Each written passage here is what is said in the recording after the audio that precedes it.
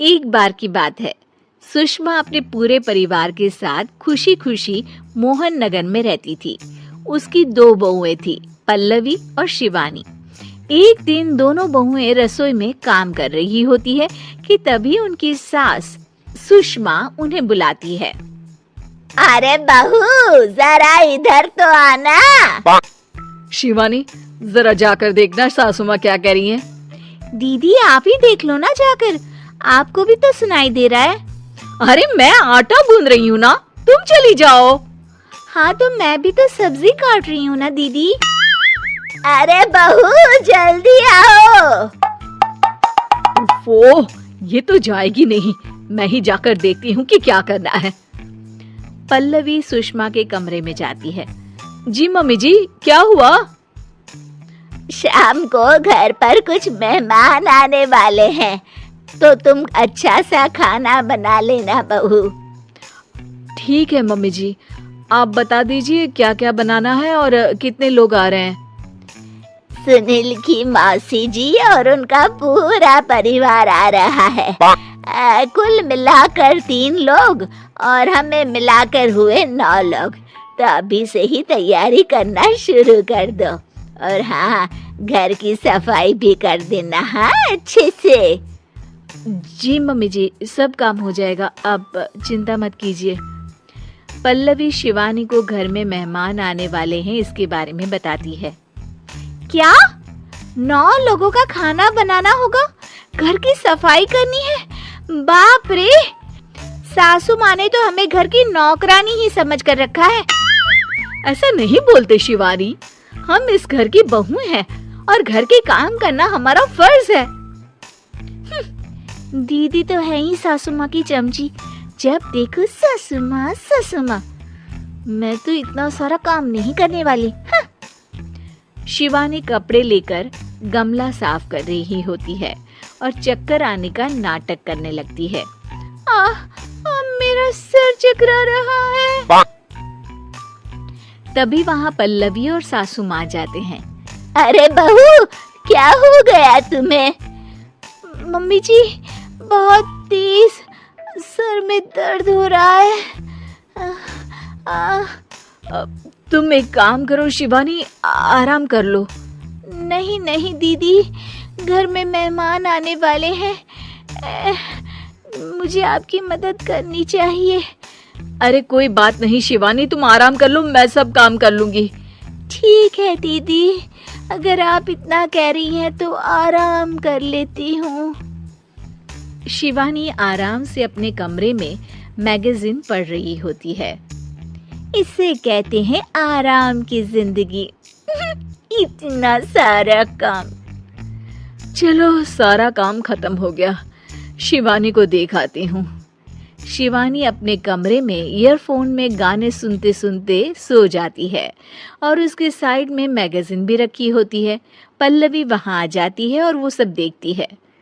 ओहो, तो मतलब सब काम चोरी का बहाना था। अभी बताती हूँ इसको। घर का सारा काम मुझे करना पड़ा और ये महारानी यहाँ मैगजीन पढ़ रही है, गाने सुन रही है। पल्लवी रसोई से एक प्लेट और चम्मच लेकर आती है और शिवानी को थाली बजाकर उठाने लगती है। शिवानी अचानक से उठती है। उठ गई महारानी, गाने भी सुन लिए, मैगजीन भी पढ़ ली। तुम तो बहुत बड़ी झूठी निकली शिवानी। तुमने सर दर्द का बहाना बनाया ताकि काम करने से बच सको। हाँ बनाया बहाना, तो क्या करती, इतने सारे काम करती। मुझे कोई शौक नहीं है चापलूसी का। क्या चापलूसी? तुम्हें लगता है कि मैं सारे काम चापलूसी के लिए कर रही हूँ? और नहीं तो क्या। तभी वहाँ सासू माँ आ जाती हैं। अरे बहू, वो लोग बस आने ही वाले हैं, तुम तैयारियां कर लो। जी सासू माँ, तुझे तो मैं बाद में देखती हूँ। सब खाना खाने बैठते हैं और खाना शुरू करते हैं। तभी सुनील की मौसी बोलती है। वाह भाई वाह, खाना तो बहुत ही अच्छा बना है सुषमा जी, एक एक चीज में क्या स्वाद है। ये सुनकर शिवानी मुंह बना लेती है। उसे अपनी जेठानी की इतनी तारीफ रास नहीं आती। आपकी बहुएं तो बहुत ही अच्छा खाना बनाती हैं। हाँ, बनाती तो दोनों ही अच्छा है, पर आज ना ये सारा खाना बड़ी बहू ने बनाया है। छोटी बहू की तबीयत ठीक नहीं थी, सो इसलिए। मानना पड़ेगा सुषमा जी, आपकी बड़ी बहू तो बहुत ही गुणवान है। पल्लवी की तारीफ सुनकर शिवानी को जलन होती है। पल्लवी ये सुनकर खुश हो जाती है और शिवानी की तरफ देखकर उसे चिढ़ाती है। कुछ देर बाद मेहमानों के जाने का वक्त हो जाता है। मौसी जी सबके लिए उपहार लाई होती है। वो सबको शगुन के पैसे देती हैं और अंत में पल्लवी के पास आती है। तुम्हारे लिए शगुन का लिफाफा तो है ही, पर बहू तुम्हें एक और उपहार भी मिलेगा इतना अच्छा खाना बनाने के लिए। मौसी अपने सोने के कंगन निकालकर पल्लवी को पहना देती है। ये लो, ये मेरे मनपसंद कंगन है, अब से ये तुम्हारे हुए। धन्यवाद मौसी जी। ये देखकर शिवानी तो पूरी तरह से जल जाती है और गुस्से से रसोई में चली जाती है। तभी वहाँ पल्लवी आ जाती है और उसे अपने कंगन दिखाने लगती है। देवरानी जी, अब आपका सर दर्द ठीक तो है ना? मुझे लगता है कि अब सर दर्द शुरू हो गया होगा आपका। तो मेरे प्यारे दोस्तों, कैसी लगी आपको हमारी कहानी?